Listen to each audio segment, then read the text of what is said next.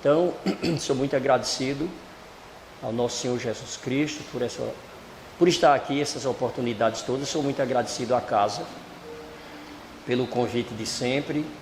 É muito bom, é muito bom. É um domingo diferente, especial, desde cedinho, desde de manhã, quando eu sei que venho para cá.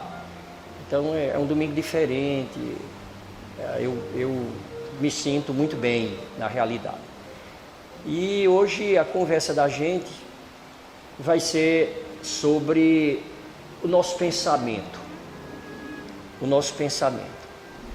Então, a gente sabe, ou pelo menos a gente precisa saber, que o pensamento que nós temos, ele vai guiar, ele vai criar as possibilidades da nossa vida, ele vai traçar os caminhos, ele vai colocar para a gente o que é que nós vamos fazer, como é que nós vamos fazer, o que a gente vai fazer. Então tudo surge, tudo se inicia no pensamento. Nós temos a qualidade divina de não parar de pensar. A gente não para de pensar. O pensamento, ele é constante.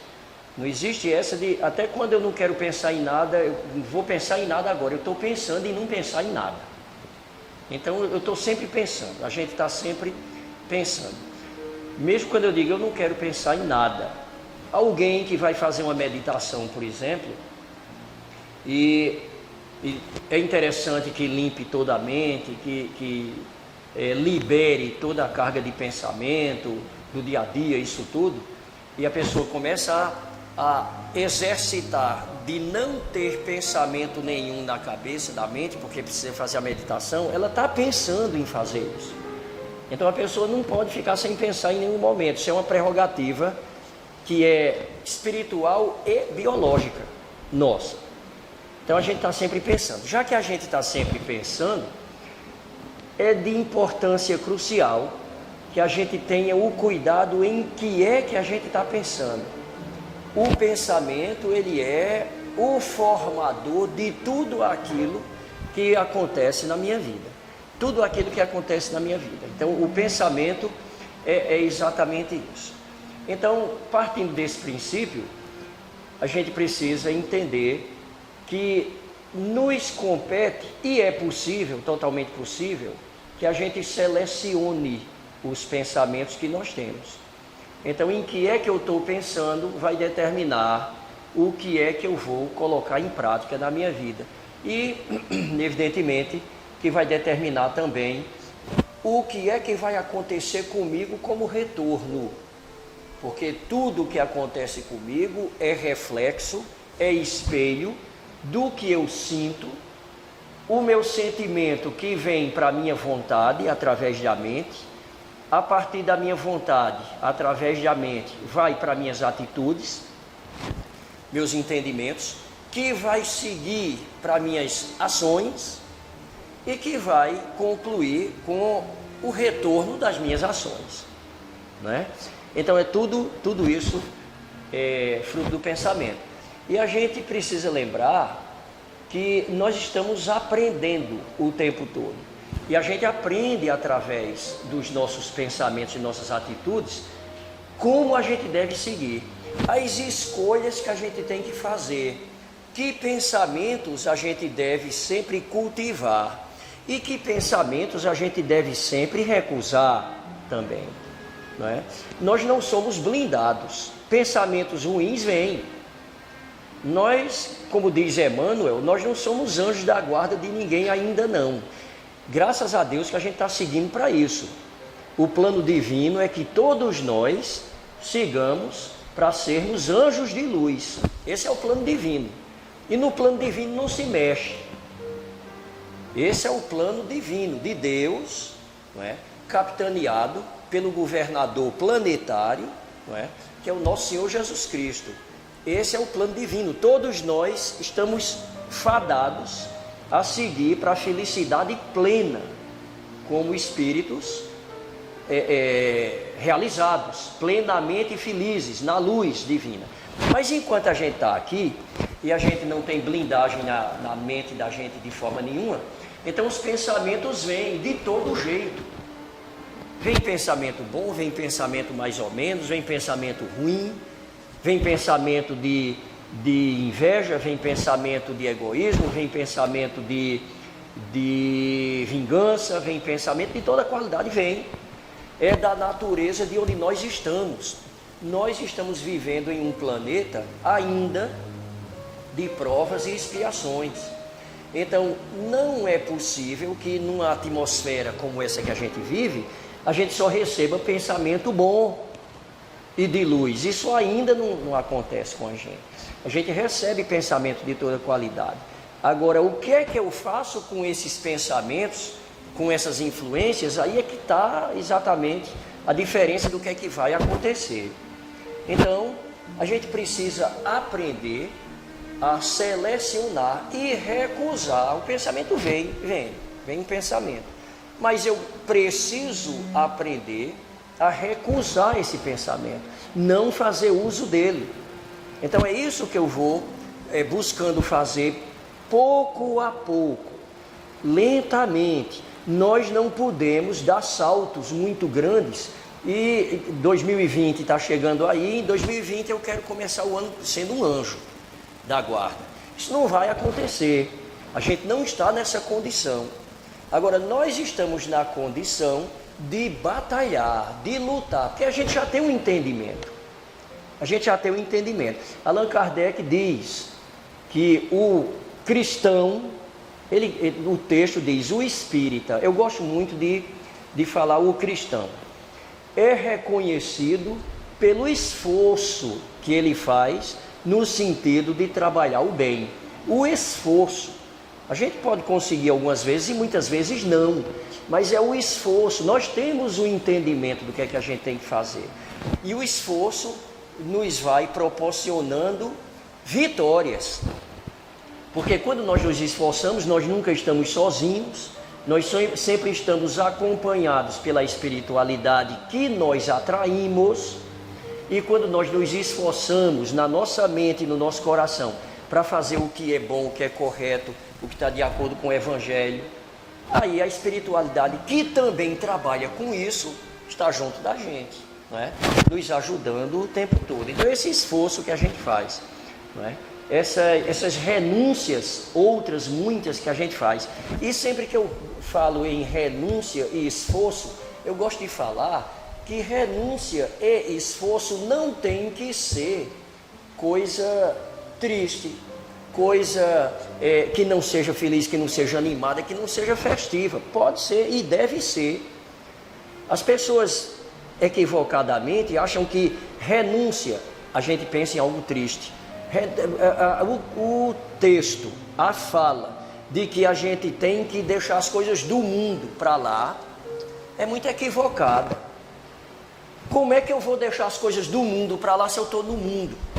Eu vou deixar as coisas do mundo para lá quando eu passar para outra. Quando eu morrer, e não sei se eu vou deixar não.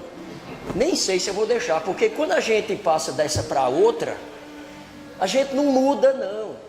A gente é o mesmo, com os mesmos pensamentos, com as mesmas vontades, com as mesmas escolhas. Não é porque mudou para o plano espiritual que o camarada vai com aquela rodinha brilhante aqui assim dos santos, não é assim. Então a gente passa para lá do jeito que a gente é aqui. Então a gente necessita continuar no trabalho, continuar no esforço, continuar rogando ao nosso Senhor Jesus Cristo que nos apoie, que nos ampare, que trabalhe com a gente. O aprendizado não cessa nunca. Não cessa nunca. A gente está lendo André Luiz, a gente vê que André Luiz está no aprendizado constante. Os livros que a gente lê. A gente vai ler Joana de Ângeles, a gente vê que Joana de Ângeles, que é uma mestra na psicologia, ela trabalha continuamente no aprendizado. E a gente que está por aqui, então a gente tem que estar se esforçando, trabalhando no aprendizado direto, através das nossas escolhas, que começam no nosso pensamento. E a gente vai aprender, porque o aprendizado, há vários textos que nos ensinam que o aprendizado se dá muito pela dor. Se dá muito pela dor. E aí a gente vai ver que o aprendizado pode se dar pela dor física e pela dor espiritual. Pela dor física e pela dor espiritual. A dor física, todo dia a gente vê isso. Todo dia a gente vê isso. Eu mesmo, se eu for contar o tanto de vezes que eu já bati com a cabeça física, a careca que é toda rasgada, de bater no armário, de bater na mala do carro, de bater quando me abaixo para pegar um negócio, e não é possível que eu não aprenda a tomar cuidado com essas coisas agora. É um aprendizado que a gente tem. A dor física, aí o camarada sabe que determinado alimento faz mal, mas os olhos são grandes demais, a gula é das boas, e a pessoa continua comendo e se dando mal, e tem que aprender um dia pela dor física, né? Então alguém acha que aquele sapato de salto alto é lindo, aí vai para algum lugar e tal, chega em casa, calo, cãibra, calosidade e tal, mas é lindo o sapato, mas e a dor? Então a pessoa vai aprendendo. Pela dor física a gente tende a aprender uma coisa aqui, outra coisa ali. A gente vai tendo que aprender isso, né? E pela dor espiritual, a gente precisa ir prestando atenção. Eu tenho recentemente feito sempre uma conexão em tudo que a gente lê com frases ditas por Jesus. Por Jesus. E a gente termina vendo que cada palavra de nosso Senhor Jesus Cristo é de uma lição tão sublime, tão valiosa, que a gente mal consegue ter algum entendimento daquilo ali. Eu não consigo mais ler quase nada que eu não relacione com o ensinamento de Jesus, que diz: orai e vigiai. Orai e vigiai. Tudo que eu leio, tudo que eu escuto, tudo que eu observo em referência aos ensinamentos do Evangelho tem a ver com orai e vigiai. Então, no momento que eu estou orando o tempo todo, que eu estou buscando a sintonia, e essa oração, ela é o pensamento da gente, ela é a escolha do que eu penso, ela é o silêncio, quando eu opto, escolho não pensar em nada, porque eu preciso parar também para ouvir, né? Então tem gente que reza atrás de reza, e Jesus doido para falar com a pessoa e não consegue, porque a pessoa está com os ouvidos fechados, é só falando. Então a gente precisa parar para poder ouvir. E aí Jesus vai falar para a gente através de... O camarada está agoniado e para ouvir Jesus. E Jesus fala através de um passarinho que pousou ali e está cantando, que é uma coisa linda. Jesus vai falar para nós através de uma pessoa que se aproximou e disse uma coisa que lavou a nossa alma. Jesus vai falar para nós através de uma música que a gente vai ouvir, que é uma música que edifica, tanto melodia como letra. Jesus vai falar para a gente através da Bíblia viva, a Bíblia viva, que não está no papel impressa não, mas está naquela árvore do IP, todo amarelozinho lindo, que você vai saindo quando olha para aquele IP, tudo amarelado, ou tudo cor de rosa, ou branquinho, que o chão está bem bonitinho também, que você olha aquela coisa linda ali. Jesus está conversando com a gente, mostrando que as coisas são belas, a criação dele é linda, né? Jesus vai conversar com a gente quando a gente vai dormir agoniado, que acorda bem, que acorda com entendimento, que as coisas se resolvem, né? Então a gente vai aprendendo, através dessas lições espirituais, não é? Que a dor, ela pode ir sendo pouco a pouco evitada. No momento que eu só quero o que o meu vizinho tem, eu estou cultivando a dor. E eu vou cedo ou tarde aprender com isso aí. E é importante que eu aprenda cedo. Então, a gente pode aprender pela dor. A gente pode aprender muito através também do convívio. O convívio com o nosso semelhante. O convívio em casa. O convívio no trabalho. O convívio na casa de oração. Seja a casa espírita, seja a casa, a igreja católica.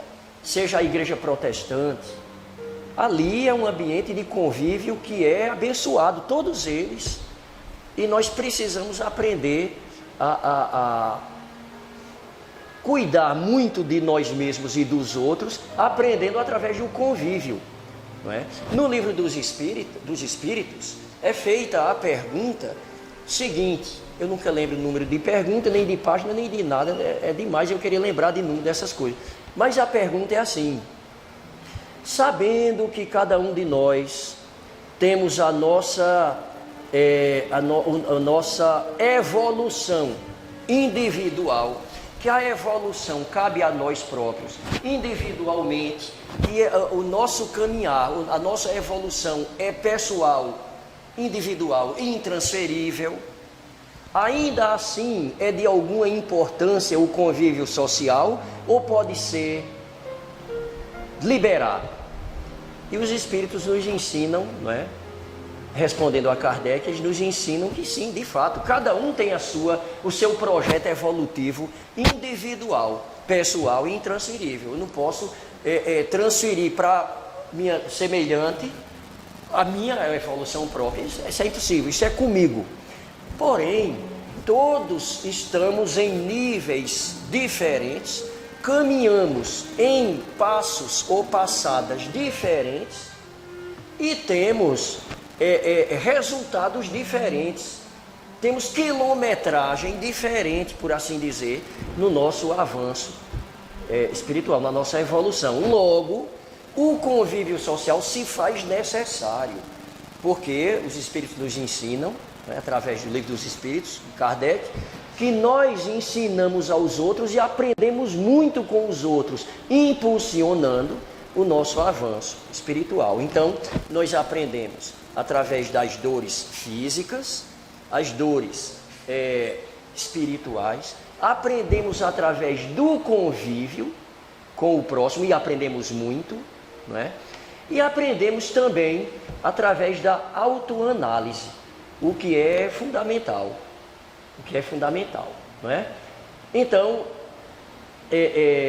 nos ensinado através do sábio da antiguidade, que Santo Agostinho inclusive menciona, não é?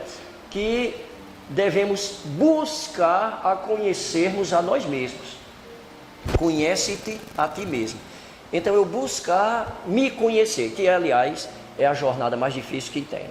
A gente gosta muito de conhecer o comportamento dos outros, a gente gosta muito de listar o que é que o outro faz de bom e faz de ruim, a gente sente prazer em dizer o que é que o outro faz de ruim, mas a gente sente dificuldade em perceber o tanto que a gente precisa conhecer a mim mesmo, né? E eu gosto de uma frase que eu vi certa vez na internet que diz assim: analise-se no espelho, traço, eis o seu desafio. Pronto, analise-se no espelho, eis o seu desafio. E se a gente for ver isso aí, de vez em quando, se a gente for olhar com o propósito de autoanálise, olhar no espelho assim, a gente vai ver muito mais do que ruga que está surgindo, o bigode que já está branco demais, essas coisas assim. A gente vai ver muito além disso.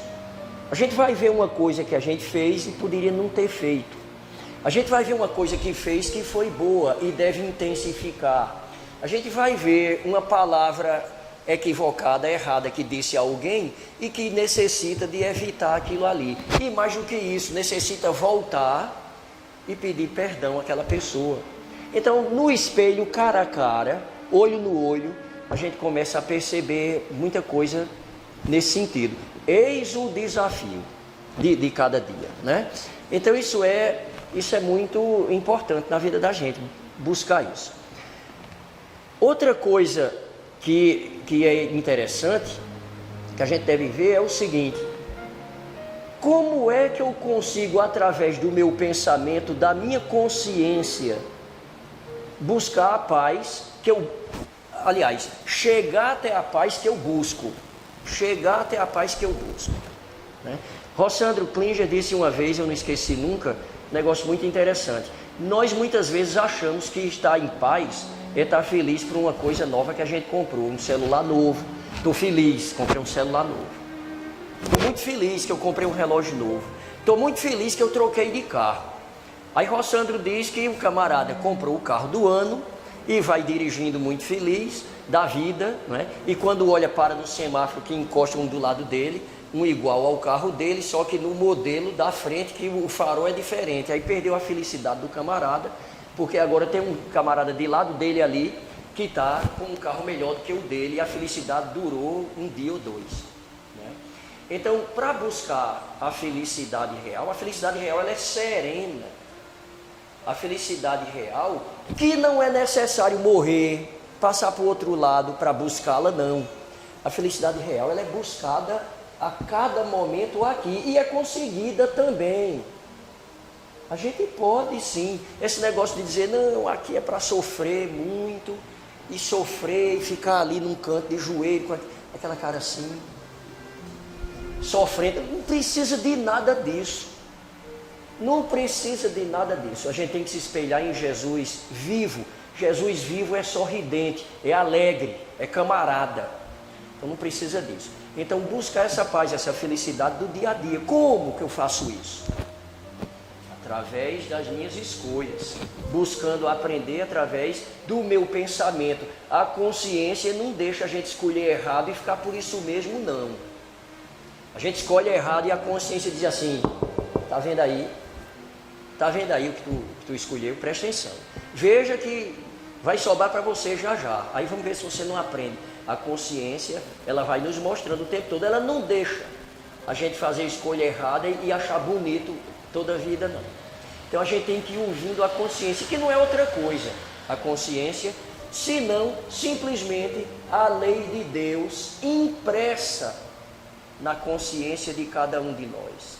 Impressa na consciência de cada um de nós. Como diz, que eu acho belíssimo isso, Aulos, que é um mentor espiritual, ele está fazendo um trabalho de aprendizado junto com André Luiz, e André Luiz observando as escolhas que as pessoas fazem, observando o que é que as pessoas estão puxando para si, o que é que as pessoas estão escolhendo para a sua vida. E André Luiz diz assim, a nossa consciência, a nossa mente é um foco de energia, em torno do qual gravitam todos os bens e todos os males criados por nós mesmos. Então não vai botar a culpa no vizinho e na vizinha, não vai botar a culpa em alguém, um líder religioso, nisso, naquilo, não vai botar a culpa em ninguém não, porque a escolha é minha. Eu estou criando na minha mente, na minha consciência, energias positivas ou negativas, eu estou criando, e aí eu vou ter que lidar com isso aí, Então isso é uma coisa que a gente precisa de fato ter muito claro. Então eu preciso estar buscando constantemente, vamos lembrar sempre, lembrando sempre, primeiro, orai e vigiai. Eu estou vigiando o meu pensamento. Orai e vigiai, buscando o auxílio de nosso Senhor Jesus Cristo, sempre, do nosso anjo da guarda, de braço dado, sempre, orando, e vigiando minhas escolhas, vigiando o que é que eu estou buscando para mim. Orai e vigiai, sempre. E lembrar também, do que a gente já disse aqui agora há pouco, que o cristão é reconhecido pelo seu esforço. Cai ali na frente, se levanta. Isso aqui eu não erro mais. Aí tem um trocadilho que você erra algumas coisas. Quando toma consciência, você diz assim, falhei. Não falho mais e não se falha mais nisso. Falhei, está falhado. Falhei, está falhado. Não se falha mais nisso. Porque você começa a entender o que é que você precisa ir fazendo. Então buscar estar em paz com a vida. Buscar estar em paz com a vida, buscar estar em paz com a verdade, conhecereis a verdade e a verdade vos libertará. Com a verdade, ficar em paz consigo mesmo, buscar, não é assim, pronto, vou ficar agora em paz com isso tudo, não é assim também não. Buscar, tentativa, não é?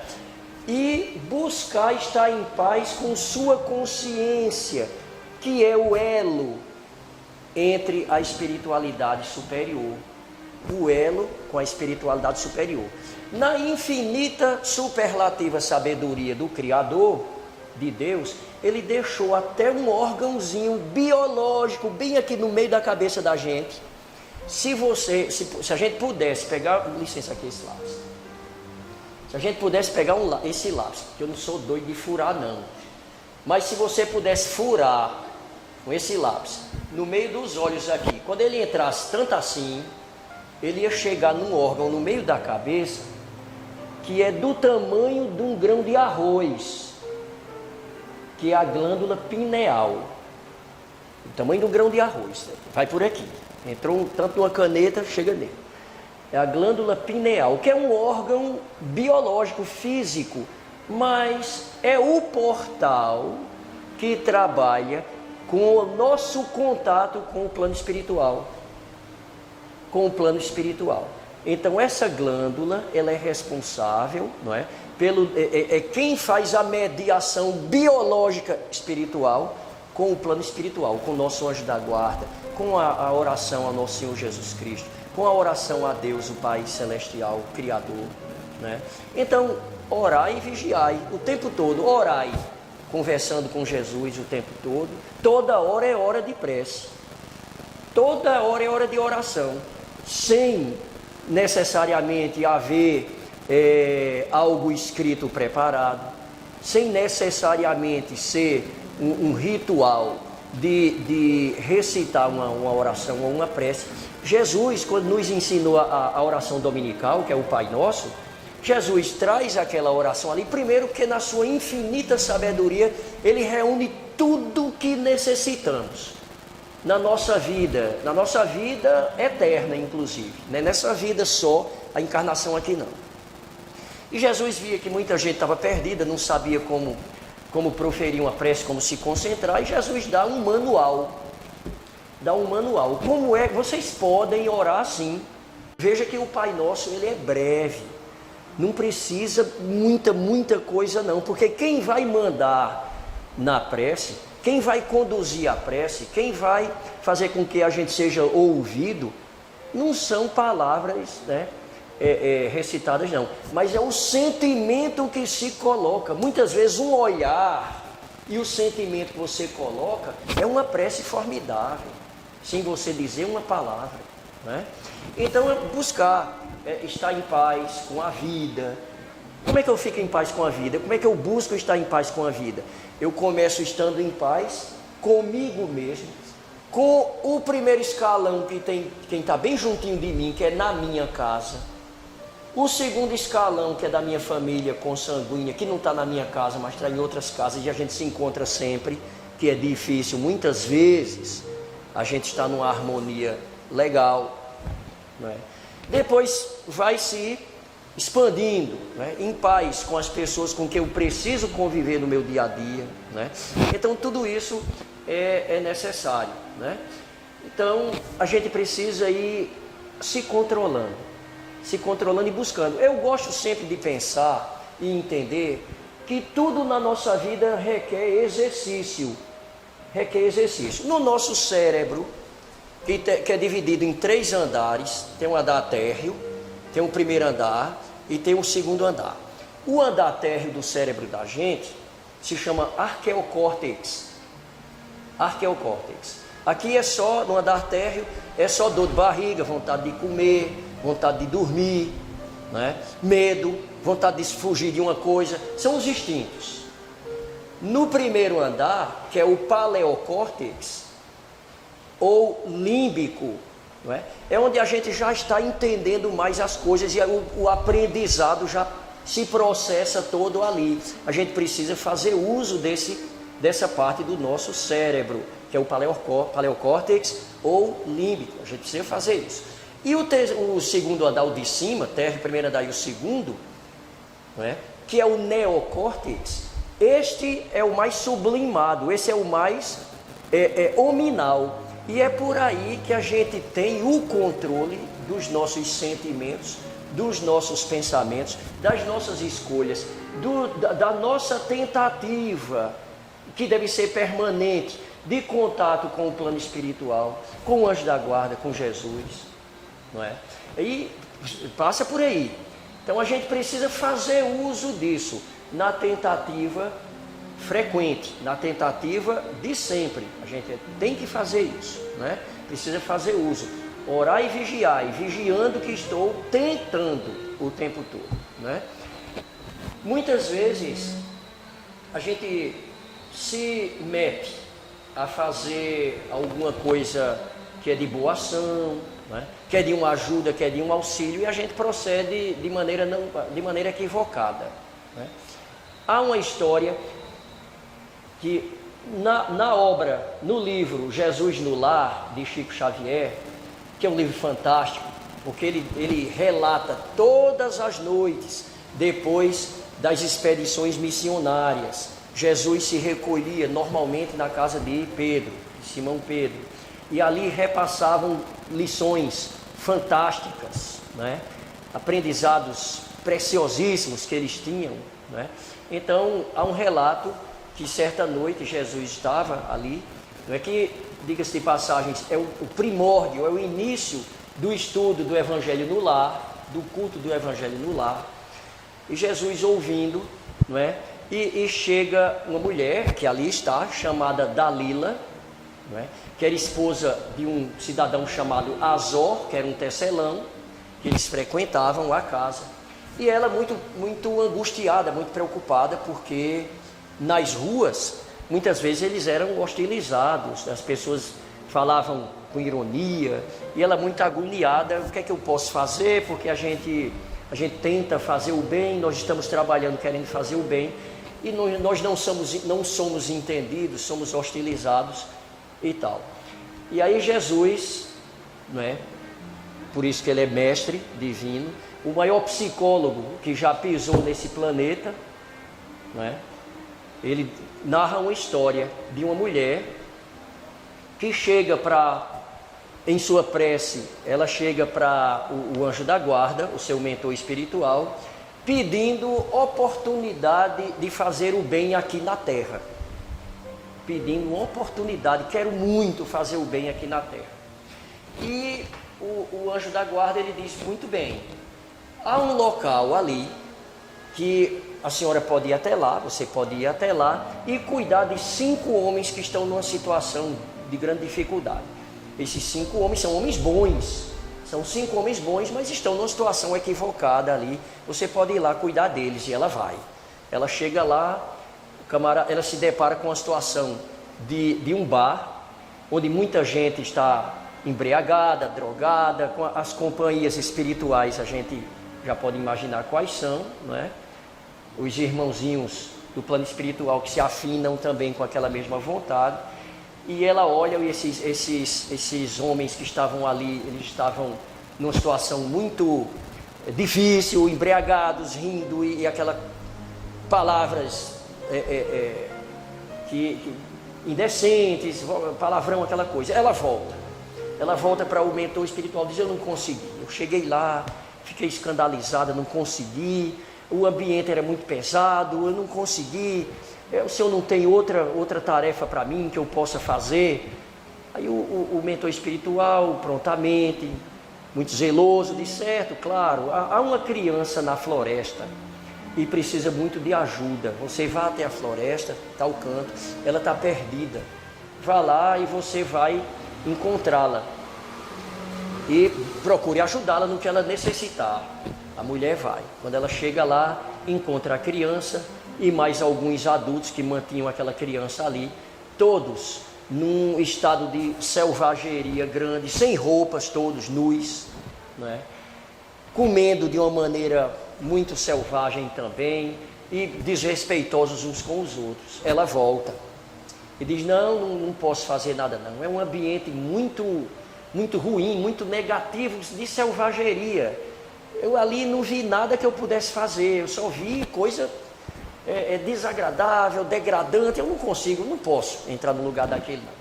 O senhor não teria um outro serviço que eu pudesse fazer e que eu pudesse levar o bem? Tenho.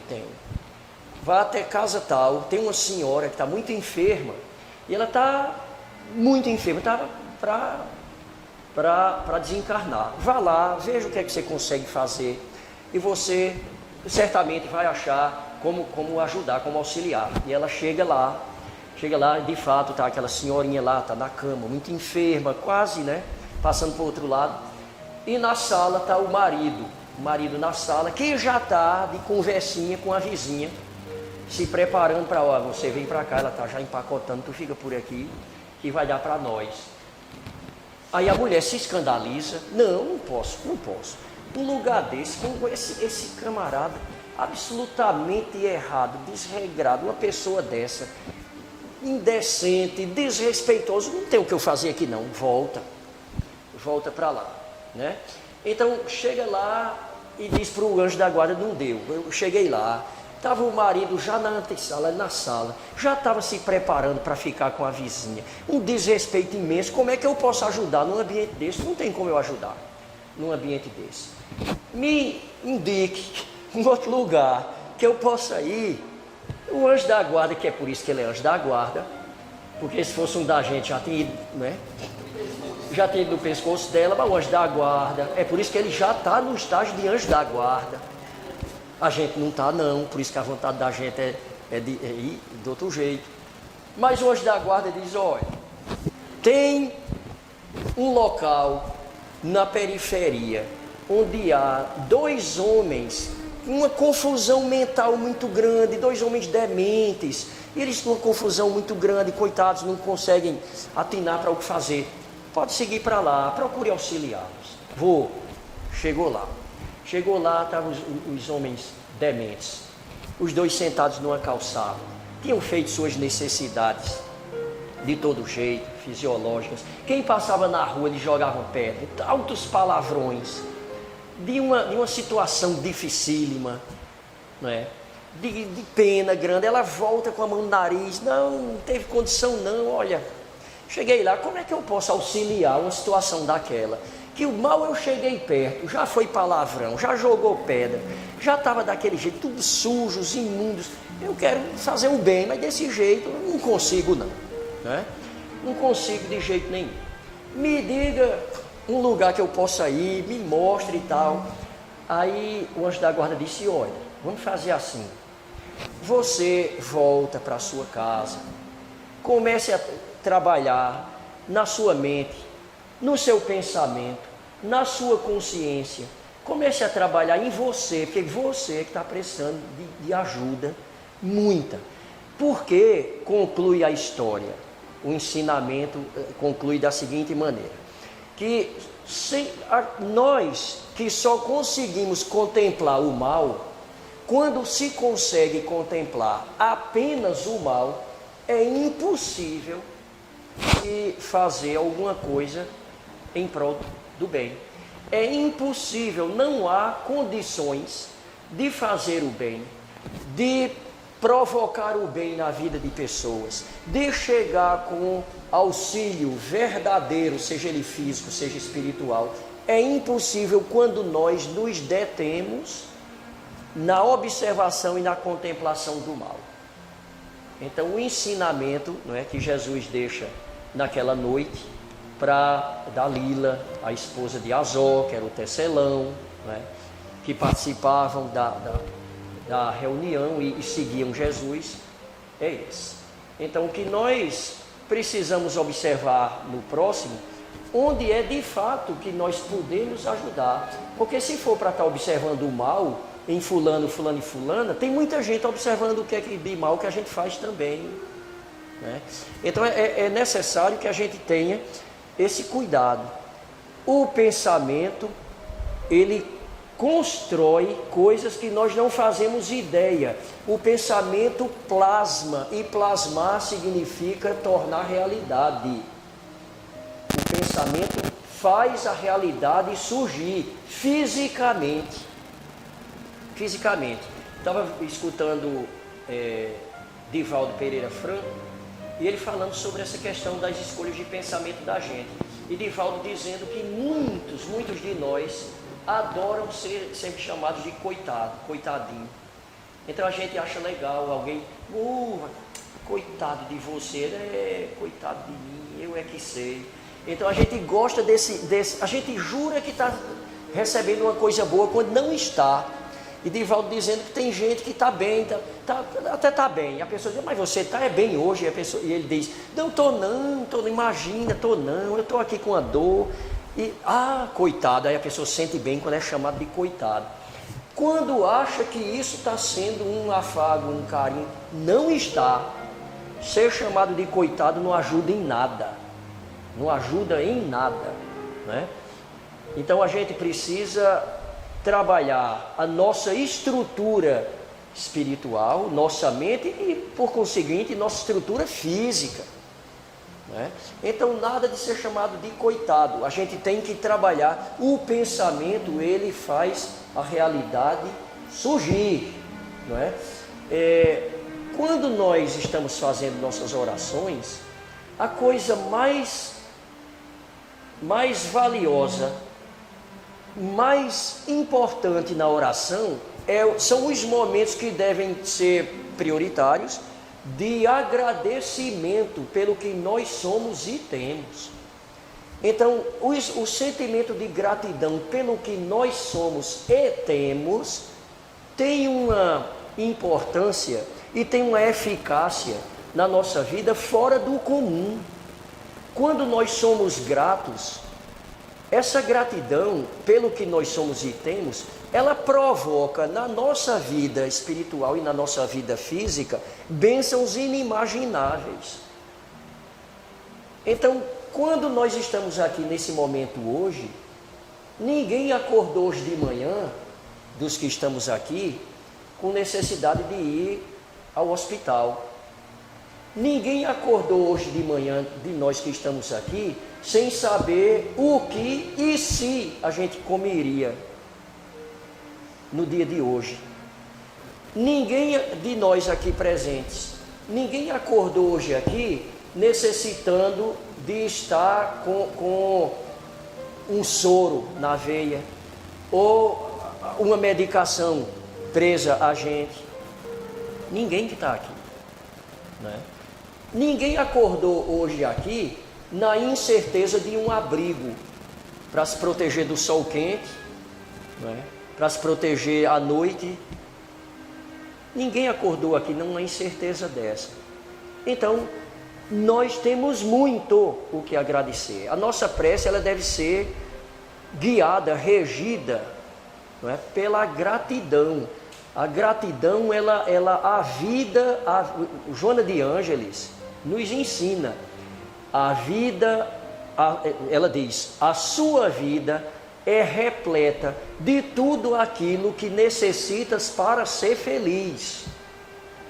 O que eu necessito para ser feliz, eu tenho.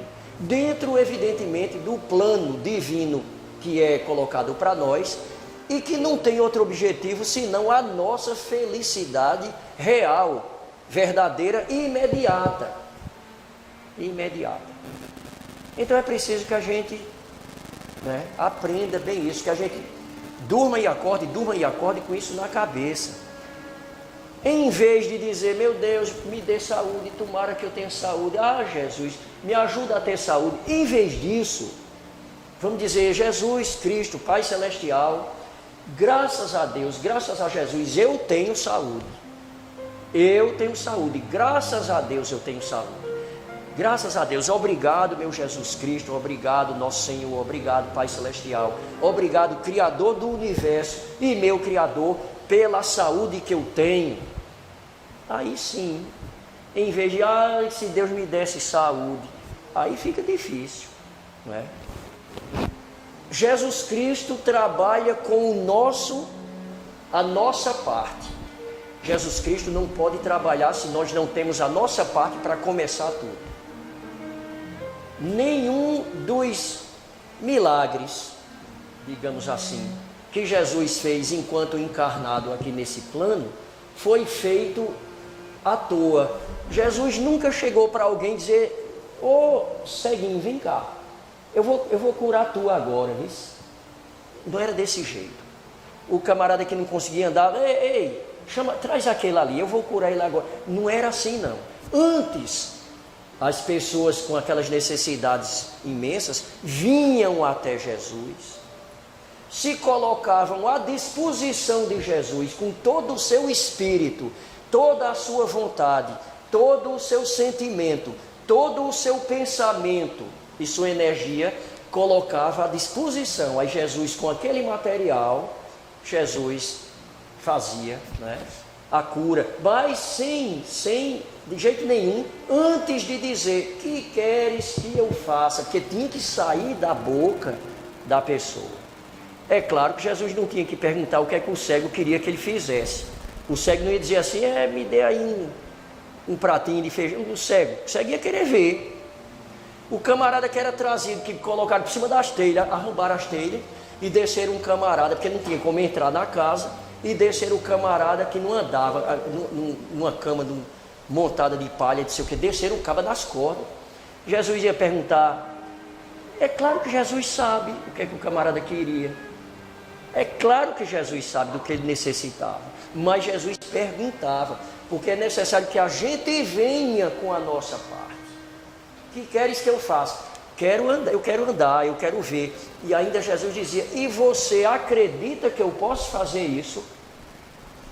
Porque esse cara dissesse assim: eu sei lá, né? Vai que estou aqui, estou jogando o barro, vai que cola. Se fosse assim, o cara voltava arrastado do mesmo jeito e voltava sem ver do mesmo jeito. É necessário que a gente venha com o nosso sentimento, com o nosso espírito, com a nossa vontade e com a nossa fé. Mas não é fé, eu acredito, não é assim não. Fé é ser coparticipador, colaborador do plano divino.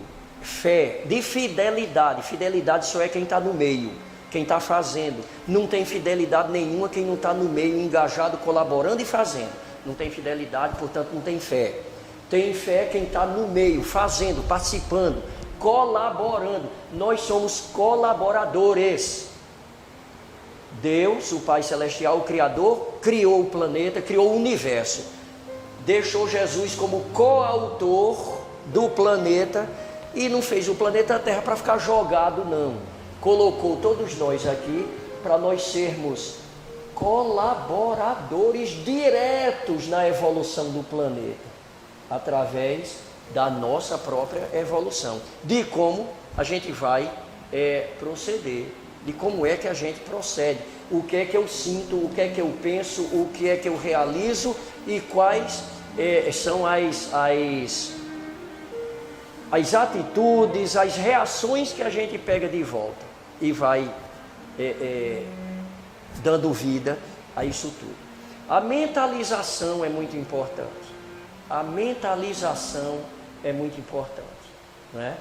Jesus nos diz que quando nós pedimos, quando nós pensamos no bem, quando nós estamos de fato engajados no bem, só coisa boa pode acontecer. Não pode acontecer coisa ruim, porque eu estou de fato engajado, mentalizando o bem. Infelizmente a gente não ouve falar de coisas boas na mídia, de jeito nenhum, não é?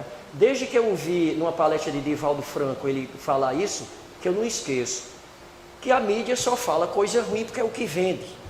A televisão só mostra o que é ruim, porque é o que vende.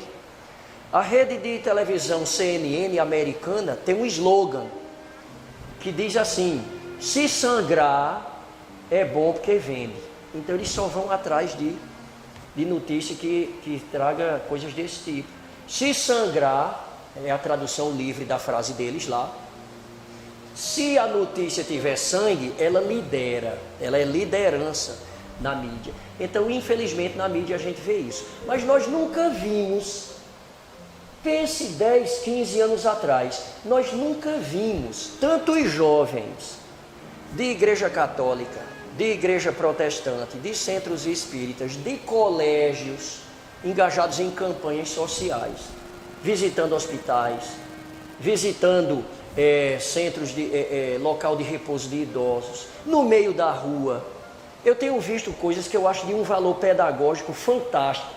que são jovens da sua idade de 11, 12, 15 anos de idade, vendendo água mineral nos semáforos, nas esquinas do centro da cidade, e eles são pessoas que poderiam estar em casa dormindo.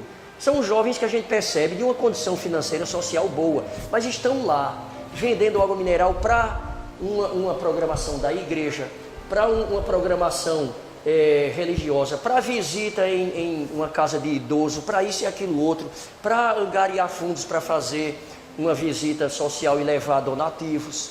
Mas o que eu acho mais importante disso é ainda um outro detalhe, é aí que eu acho o valor pedagógico da coisa. Esses jovens estão levando não em cima de não e continuam lá. Então para carro, não olha nem para eles. Não, não.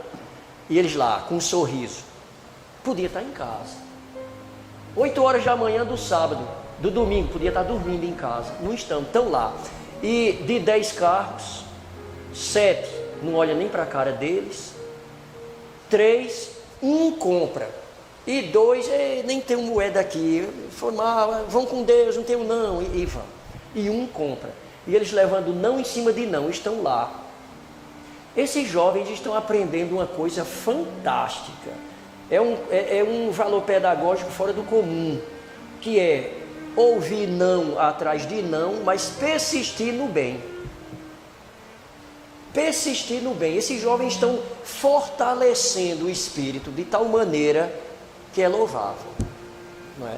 Então as coisas boas estão acontecendo e muito, graças a Deus, não é? Mas isso sempre na dependência do que é que nós mentalizamos. A gente precisa mentalizar. Nós colhemos o que nós pensamos.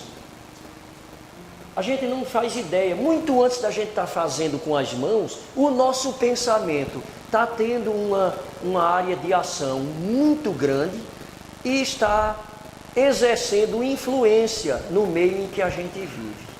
Então isso é muito importante, né? A gente precisa ter muito cuidado com isso. Bom, eu gostaria de encerrar hoje só lembrando um pouco da época em que nós estamos. Hoje é dia 22 de dezembro e nós aqui no mundo ocidental costumamos celebrar a data de nascimento físico aqui de Nosso Senhor Jesus Cristo nessa época.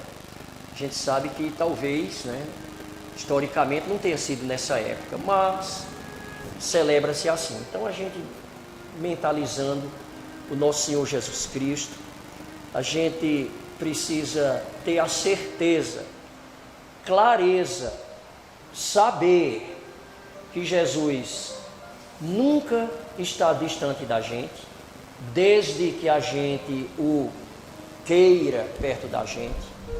Jesus é muito educado e não invade a nossa vida.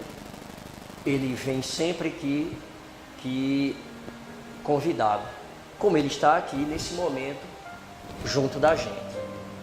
Como Jesus nunca abriu a boca para dizer uma coisa que fosse tolice, nunca abriu a boca para dizer uma palavra que não fosse a mais pura verdade, ele disse: quando 2 ou mais de vocês estiverem reunidos em meu nome, ali eu também estarei. E a gente estando sozinho, tem 2 ou mais, que a gente sempre está com anjo da guarda também. Então se eu estou sozinho em casa, eu não estou sozinho, eu estou com anjo da guarda, e se a gente mentalizar Jesus, ele vai estar junto da gente também. Então vamos sempre mentalizar nosso Senhor Jesus Cristo. Ele está sempre junto de nós. Ele não deixa de nos auxiliar em nenhum momento. Em nenhum momento.